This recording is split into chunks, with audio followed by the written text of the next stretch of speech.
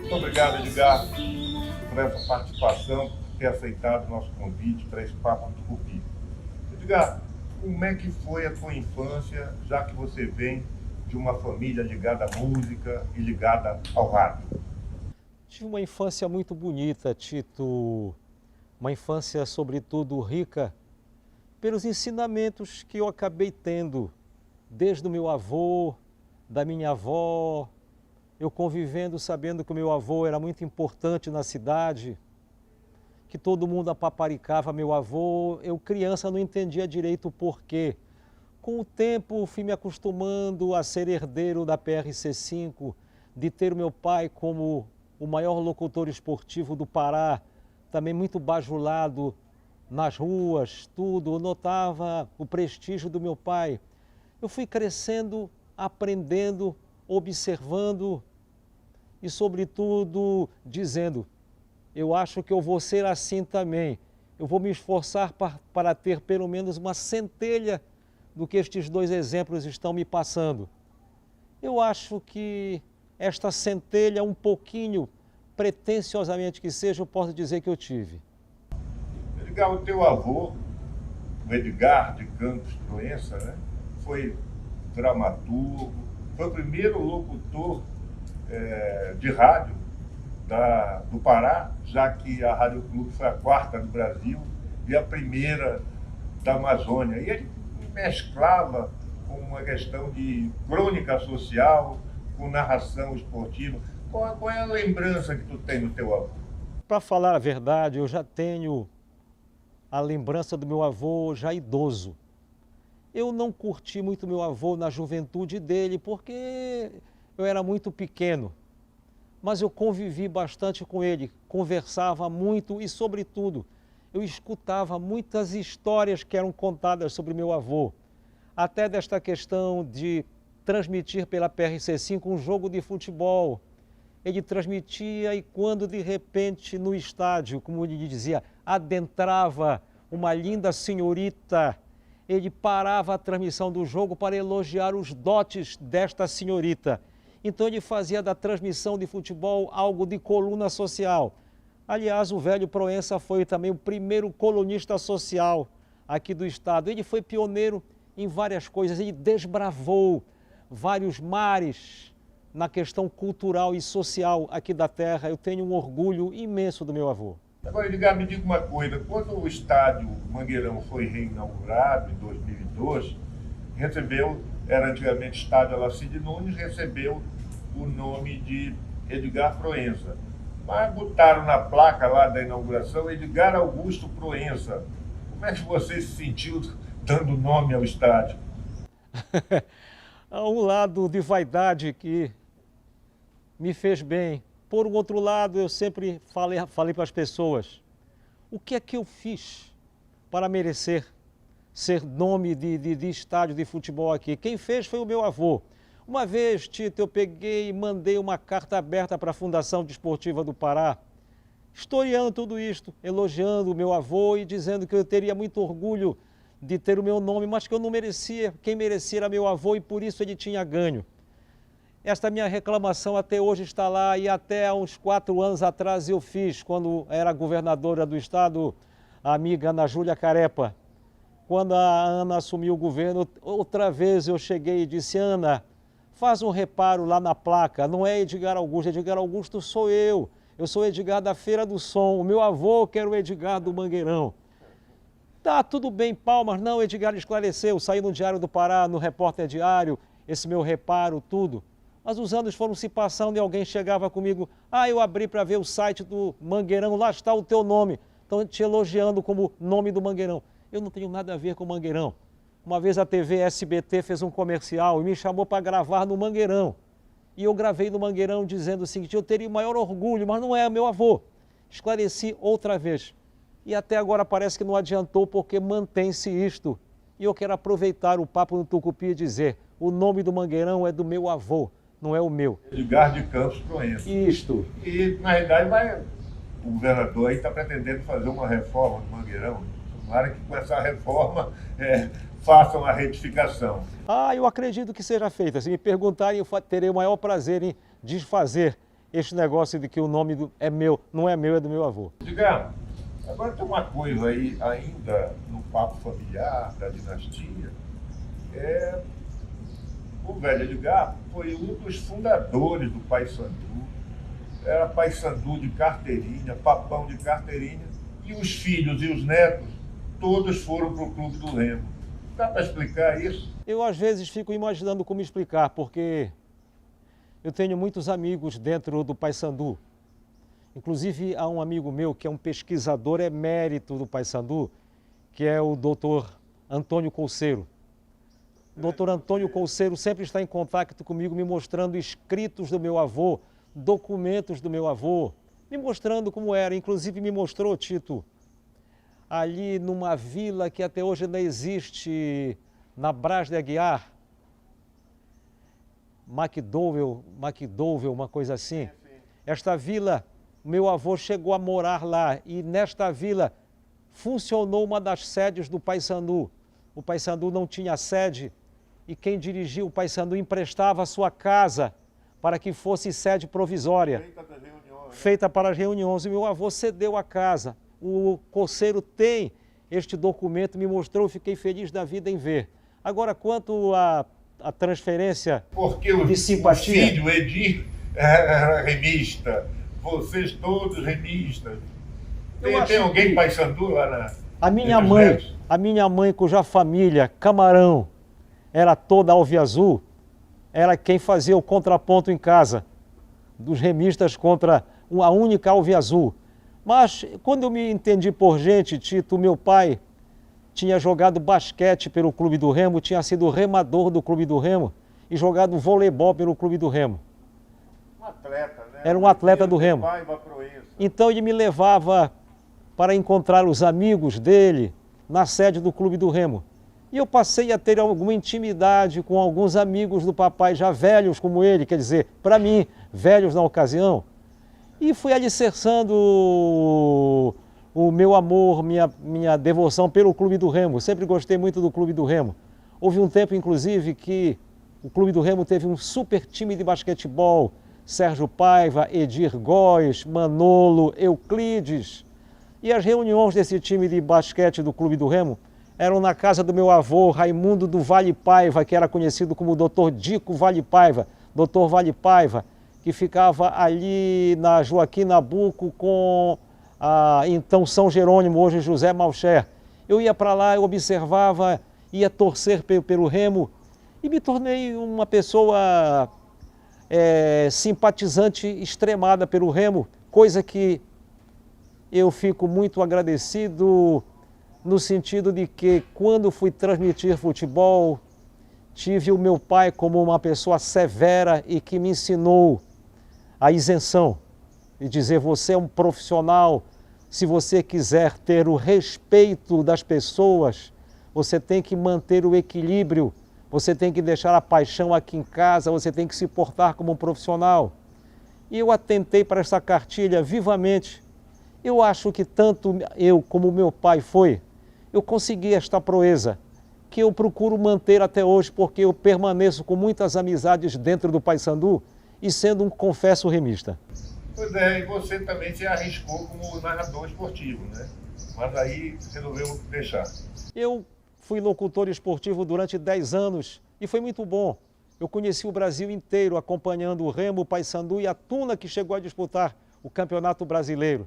Tenho muitas histórias para contar, vivi muito a questão do futebol aqui, mas depois de determinado período eu já queria seguir outros caminhos, que os caminhos do futebol não combinavam muito bem. Fui consciente quando eu parei a narrativa, quando a PRC5 foi vendida, eu achei que eu também tinha encerrado um ciclo e saí, sem me arrepender, porque tive a consciência de ter encerrado uma parte da minha vida. PRC5, Rádio Clube do Pará, a voz que fala e canta para a planície. Agora, Edgar, você teve influência do teu pai, o Edir de Paiva Proença, ligado à música, e a tua mãe, a Dona Celeste, que foi cantora, cantava, inclusive nos programas da Rádio Clube. Veio daí a tua influência musical? Não tenho dúvida nenhuma, o papai sempre gostou muito de música. O papai, apesar de ser filho do grande Edgar Proença, o magnífico, o papai não seguia as regras do meu avô. O papai era um boêmio. O papai gostava de uma cervejinha e de um violão. E então ele tinha um grupo chamado Bando da Estrela, que era não diria uma imitação, mas uma influência direta do Bando da Lua, que acompanhava a Carmen Miranda. E a minha mãe, que cantava acompanhada pelo Valdemar Henrique e pelo Gentil Pujé, no Teatro da Paz. A mamãe passou a cantar na PRC5, foi quando conheceu o papai e passou a ser a Carmen Miranda, do Bando da Estrela. Era o Bando da Lua dela. Então, eu lembro que o papai ficava meio chateado que uma vez o vovô chegou e disse à minha avó: este homem não vai dar para nada, porque ele não gostava de ver o papai ensaiando com Denival Nobre e os outros com o Bando da Estrela no porão da casa que nós tínhamos ali na Cezedeiro Correia, hoje edifício Miraci, até em homenagem ao meu avô, que escrevia crônicas com o pseudônimo de Miraci. Ah, é? Era pseudônimo Miraci, era o meu avô. Então aquele edifício Miraci é homenagem a ele, porque ele morou numa casa de 2 andares ali, cujo porão o papai ensaiava violão com o Bando da Estrela. Mas aí depois o papai estudou Direito, se formou em Direito, aí passou a trabalhar na PRC5 como comentarista, depois locutor esportivo. E Rádio é um vício, aquilo né? que o vovô temia, não ia dar para nada, deu. Papai se tornou grande aqui e, para minha felicidade, não largou o violão, nem a mamãe largou o canto. Então eu cresci em casa escutando os discos do papai, ele tocando o violão, e a mamãe cantando, sobretudo cantando Gentil Pujé, cantando Valdemar Henrique, cantando Amazônia, que ela sempre cantou. Daí veio a minha influência profunda a respeito disso. Edgar, mas quando é que você se aproxima realmente da música? E a tua paixão pelo quarteto de Liverpool? Foi com os Beatles? Não, eu gostava de música desde cedo porque tem uma coisa curiosa. Eu tive acesso ao gramofone. A minha avó tinha um gramofone e levava esse gramofone para o mosqueiro e levava uma coleção de discos. Eu, pequeno, comprava as caixas de agulhas no comércio, levava para o mosqueiro e quando chegava depois das 10 horas da noite, a luz no mosqueiro ia embora, ficava o candeeiro. Eu pegava o gramofone e dava corda, aquilo, dava corda, pegava a agulha, colocava ali e escutava os discos. Escutava de Valdemar Henrique a Caruso. Eu escutava um pouquinho de tudo, cantor de ópera. Ah, o Caruso. Caruso. Então, eu escutava de tudo. Foi quando eu conheci Dorival Caymmi, que o papai já fazia a gente dormir tocando as músicas do Caymmi. Conheci Peguei o Ita no Norte, conheci Dora. Escutava muitas músicas e fui gostando demais. E a minha avó viajava muito. Quando chegava dos Estados Unidos, da Inglaterra, trazia discos ingleses, discos europeus. Eu escutava muito junto com os discos brasileiros. Minha primeira grande paixão na música, assim, eu me lembro, eu adorava Billy Haley and the Comets, com Rock Around the Clock. E o Haley e seus cometas. Depois gostei de Elvis Presley, achava interessante. Não liguei muito quando apareceu João Gilberto. Engraçado, não me tocou. Quem me tocou foi o quarteto de Liverpool. Quando eu escutei no mosqueiro pelo rádio os Beatles cantarem I Wanna Hold Your Hand, aí eu disse, eu nunca ouvi isto na minha vida, algo parecido. Então foi uma coisa engraçada, eu peguei, naquele tempo sem celular, sem nada, eu mandei uma carta pelo correio para minha avó que morava no Rio. Vovó, pelo amor de Deus, compra para mim um disco de um grupo chamado Beatles e manda para mim aqui. Eu esperei durante 3 meses este disco chegar aqui. E foi o meu primeiro que eu tenho até hoje. Desde aí, eu nunca mais parei de colecionar os Beatles e estudar sobre eles. Nunca saiu da tua vida? Nunca saiu da minha vida. Agora, com o tempo, eu já trabalhando em rádio, eu gostava muito da Jovem Guarda do Roberto, do Erasmo, da Vanderleia, do Gerry Adriane. Mas eu gostei muito mais quando eu conheci os tropicalistas Gil, Caetano, os Mutantes, Tom Zé. Aí a minha vida mudou muito daí, que eu achava que eles eram os Beatles brasileiros. Eles mexeram com a minha cabeça tanto quanto. Eu já estudava no Colégio Moderno, onde tinha professores como Heraldo Maués, Benedito Silva, Isidoro Cabral. Eles gostavam de música e me tocavam muito em música. Eu comecei a ler sobre coisas que eu não lia antes, comecei a aprender. E comecei a passar isto para programas de rádio que eu fazia. A minha cabeça já mudou. Mudou e já na década de 70 eu quis fazer um jornalismo musical pelo rádio, prestigiando principalmente as atividades da turma aqui da terra, É aí que principalmente nasce a Feira do cantores Som? da noite. Foi aí que nasceu a Feira do Som. A Feira do Som está com quantos anos, Edgar? Vai fazer dia 1º de março de 2022, 50 anos. 50 anos. 50 E começou anos no rádio. Começou no rádio, começou na PRC5, em 1º de março de 1972. Eu queria um jornalismo musical, onde tocassem os Beatles, onde tocasse o Dorival Caymmi, os Tropicalistas, o Roberto Carlos e os músicos aqui da terra, que coitados não tinham vez, ninguém falava neles. Eu é que pequeno, nem deveria, mas saía pela noite com o pessoal da PRC5, eu conhecia as boates, os cantores, o bairro da Condor, o repertório do bairro da Condor, o que os cantores que vinham do bairro da Condor interpretavam. Eu sou desse tempo de prestigiar isso e foi a minha formação musical se equilibrando com Feira do Som e com saídas noturnas. Também tem 40 anos, né? Isso. Tem 40 anos essa coluna. Como é que fazer uma coluna diária, principalmente sobre a música do Pará?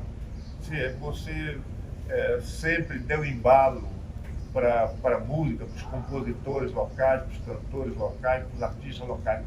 Por que essa opção?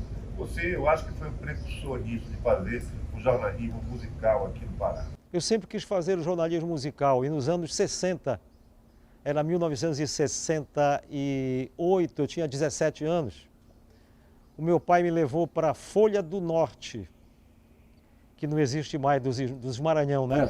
Da família Maranhão. E foi na Folha do Norte que eu escrevi uma coluna para você ver como é o tempo, como passa. Era do compacto ao LP. Era o nome desta coluna. Que eu escrevia sobre os discos que estavam saindo e aproveitava e nas entrelinhas colocava ganchos da atividade de músicas da terra, do cantor lá do bairro da Condor, do cantor da Boate Twist. Eu ia colocando por ali e a coluna foi bacana. Até que depois a Folha parou, foi adquirida pelo jornal O Liberal. E eu passei a escrever uma coluna no jornal O Liberal. Eu só deixei de escrever no Liberal quando foi fundado o jornal Diário do Pará, para a primeira campanha do Jader para governador. Mas já era Feira do Som no Liberal, não? Não, era Música Popular, o nome, Música Popular. Feira do Som já existia, mas a coluna era Música Popular. A Feira do Som veio no Diário mesmo. A Feira do Som veio no Diário mesmo. Aí quando a Feira do Som passou para o Diário do Pará, eu resolvi fazer a união. Já que eu tenho um programa de rádio que inspirou a coluna, por que música popular? Eu vou colocar a Feira do Som para ter uma identidade minha. As pessoas que vão ler a coluna sabem que Feira do Som é do mesmo cara que faz o programa de rádio, falando praticamente a mesma coisa. Falando de música, obviamente, é uma coisa complicada. Belém.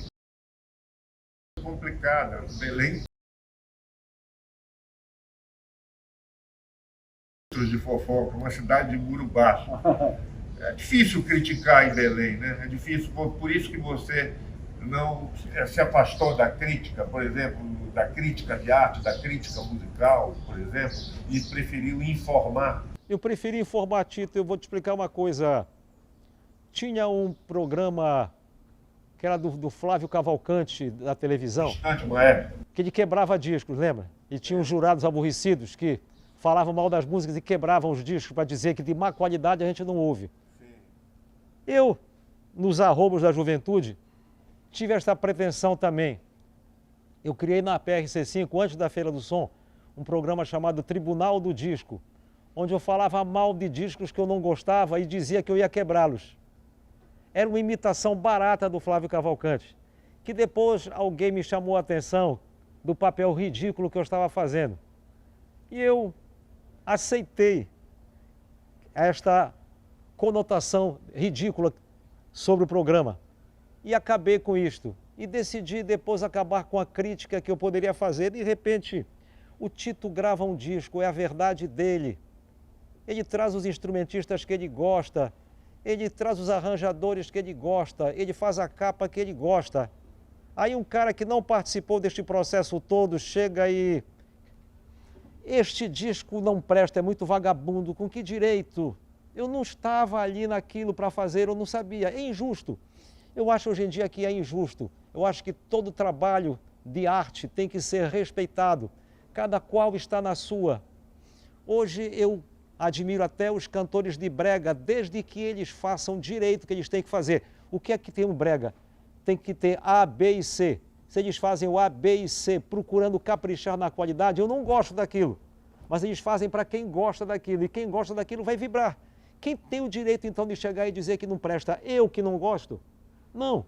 Então, eu disse, vou dar informação, adquira essa informação quem quiser. É tipo da internet hoje. Tem um toque, aí você vai pesquisar, você vai buscar o que é, porque você vai se satisfazer. Não é através de uma crítica. Mas, Edgar, só fazendo o contraponto aqui, você sabe, precisa diferenciar, né? A chamada música comercial, de que você vai lá, hoje faz no computador a música, já bota a letra, do que é arte e do que é exatamente essa chamada música comercial, em que você tem todo um esqueminha para colocar essa música. Essa também você não critica. Eu dou o toque. Eu dou o toque, eu situo como você situou agora. Eu digo, fulano de tal, que tem pré-gravação em casa, que faz e tal, que faz assim. Eu explico para a pessoa que lê, diz assim, ah, então eu não quero. Eu já estou dizendo o que é. Fala nisso, o que é que você achou do movimento musical, aí, eu não diria que foi um movimento musical, mas de um serviço musical que teve aqui no Pará, alguns anos atrás, chamado Terroir Pará, em que se levou uma turma daqui para São Paulo, fez uma apoteose lá. O que é que você achou disso? O Terroir Pará teve o seu brilho aqui porque revelou muita gente. Eu poderia discordar um pouco do Terroir Pará, é uma questão só de opinião. Nada contra o meu amigo Ney Messias, que é uma pessoa de muito vigor para fazer as coisas, tudo, e teve um papel importante. Mas eu achava que antes do Terroir Pará chegar a Rio de Janeiro ou São Paulo, ele devia visitar o estado do Pará por inteiro.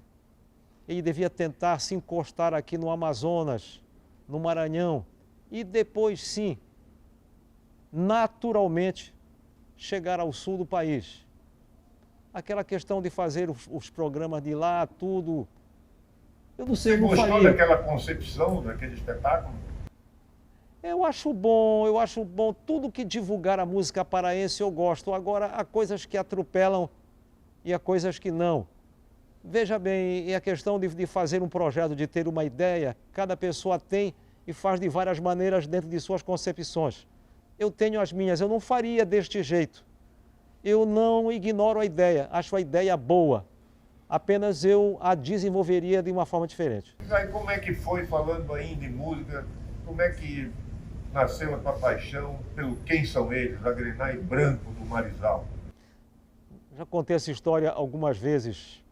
Eu pequeno, ali em casa, morava no edifício Renascença, na Presidente Vargas, canto com a Oswaldo Cruz. E quando eu era pequeno, os desfiles de carnaval das escolas se desenvolviam por ali. A Presidente Vargas. Meus irmãos pequenos, minha mãe não ligava muito, meu pai dormia. E eu tinha uma empregada, a Adelina, já falecida, que criou todos nós. A Adelina adorava samba. E a Adelina era fã dos Boêmios da Campina. Que era ali perto. Que era ali perto. E, sobretudo, no dia de carnaval, a concentração dos Boêmios era na zona do Meretrício. Dava para olhar da janela de casa para trás, para a zona, ali na Riachuelo. Aquele monte de camarada de branco e de vermelho dos Boêmios da Campina. Claro que eu torcia pelos Boêmios. É a escola do meu bairro. Mas engraçado é que uma vez eu estava vendo a concentração de uma escola de samba ali na Oswaldo Cruz, eu olhava a escola batucando, pronta para entrar na avenida, a entrada era por ali, pela Oswaldo Cruz. E eu estava dizendo para a Adelina assim, quem são Ela disse, quem são eles? Aí eu disse, quem são eles? Aí diz ela, não sei. Aí papai acordou numa hora e eu disse, pai, quem são eles? Aí papai disse, nós nunca vamos saber. E colocou esse mistério na minha cabeça, eu fiquei com aquilo. E simpatizei com o nome Quem São Eles. Como eu admiro, tem uns nomes aqui em Belém, por exemplo, Tuna Luso Brasileira, eu adoro, porque não tem lugar nenhum do mundo uma Tuna Luso Brasileira, só tem aqui no Pará. Não tem escola de samba nenhuma no mundo com o nome de Quem São Eles, só tem aqui no Pará. Aí, quando chegou em 1972, uma vez eu recebi uma visita lá na PRC5 do Davi Miguel. O Davi Miguel estava no Quem São Eles e o Davi Miguel era da Federação Paraense de Ciclismo, por incrível que pareça, de grandalhão como era, ele gostava de bicicleta. Então ele ia levar notícias sobre ciclismo para lá. Era ele, um dentista, Dr. Luiz Guilherme Pereira, e um grande outro, Luiz Guilherme, carnavalesco. Carnavalesco, um outro chamado Simval da Cuíca. Simval da Cuíca. Eles foram lá dizer que estavam reorganizando Quem São Eles, com a presença do Rosenildo Franco. Aí o Rosenildo chegou para mim e disse, ei, tu não queres ir para lá conosco? Eu disse, quero. Foi lá que já estava o meu amigo Par Loureiro, que tinha sido professor meu num curso de vestibular. Ele já era do Quem São Eles, nós éramos amigos. Rosenildo, Par Loureiro, Davi Miguel. Se eu quero ficar aqui, ainda apareceu o Lauri Garcia, que tinha sido cantor da PRC5. Morreu recentemente. Morreu recentemente. Aí eu fiquei naquele negócio, a minha escola, Quem São Eles, desde menino. Porque eu gostava desse nome e agora eu estou nela. E desde 72, Tito, vai fazer 50 anos que eu sou do Quem São Eles. Edgar, você também tem muita história para contar. Você foi um dos melhores amigos do poeta Rui Barata. Como é que foi essa convivência? Muito estreita, desde que eu conheci o teu pai, no ano de 1975, justamente no Quem São Eles. Eu estava ensaiando no Quem São Eles para um festival de música, quando ele apareceu com Paulo André. Paulo André eu já conhecia, mas o teu pai eu não conhecia. E ele ficou com aqueles gestos típicos dele na frente do palco que eu cantava, ele ficava... Eu achei curioso aquilo. Quando eu desci, o Paulo me apresentou, eu sentei, fiquei tomando umas cervejas com ele e desde ali nunca nos separamos. Inclusive 1 ano depois eu casei, eu me lembro disso. E eu disse, Rui, tu não pode deixar de ir no meu casamento. Ele deixou de ir, porque no mesmo dia, na mesma hora, teu irmão Rui Antônio estava casando, lá na Capela de Santo Antônio, na Batista Campos. Eu casei lá na Sé. Mas desde aí nunca mais me separei do Rui. Claro, discutíamos, brigávamos, mas jurávamos amor o tempo todo. E o teu pai, até hoje, é como... Tem uma amizade desde o Edir, né? Que era É como aquela coisa, era amigo do papai e se tornou meu amigo. Aí o papai já tinha 2 amigos, o Rui e eu, porque eu já herdava aquela coisa do Rui, de sair com o Rui, de saber as poesias do Rui. E era interessante quando nós 3 nos encontrarmos, temos fotos juntos, tudo, e para mim é muito bom. 2 pessoas caríssimas na minha vida, o teu pai e o meu pai. Amizade eterna. Bom, Edgar, nós já estamos entrando aqui na reta final dessa entrevista. Eu quero perguntar para você como é que você vê o panorama da música popular feita no Pará hoje. Eu não vejo, Tito, com o otimismo que eu via antes, a criatividade.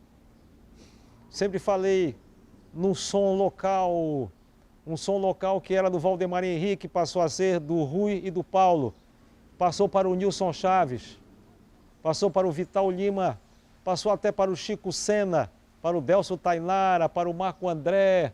Eu acompanhei esta turma toda, criando e procurando adaptar influências de fora com influências daqui, tornando visível a existência de uma música nossa. Hoje em dia eu vejo que muita gente daqui procura fazer, mas quando tenta chegar lá fora, se viabilizar a nível nacional, copia exatamente os exemplos que já são ruins do sul do país. Fica uma mesmice muito grande. Já vi cantores promissores nossos saírem daqui, quando gravam lá fora o disco vem recheado de eletrônica, de influências maléficas de fora, que nada tem a ver com a nossa cultura. Quem ainda segura um pouquinho, por exemplo, um Arraial do Pavulagem fala muito do que nós somos. Eu vibro quando escuto o Arraial do Pavulagem. Mas tem outras coisas que eu desejaria que fossem para diante e que não foram até agora. Eu espero que haja uma mudança. Sempre nós vivemos em ciclos, coisas cíclicas. Inesperadamente, algo acontece e muda um panorama. Eu estou à espera. Já vi horizontes um pouquinho mais cor-de-rosa. Agora são um pouco sombrios. Edgar Augusto por Edgar Augusto. Quem é você? Um cara que ama a vida, um lutador pelas questões locais e que gosta de viver. Muito obrigado por esse papo no Tucupi, Edgar Augusto. Obrigado, Tito. O programa é da pesada e fazer parte dele, para mim, é um grande orgulho.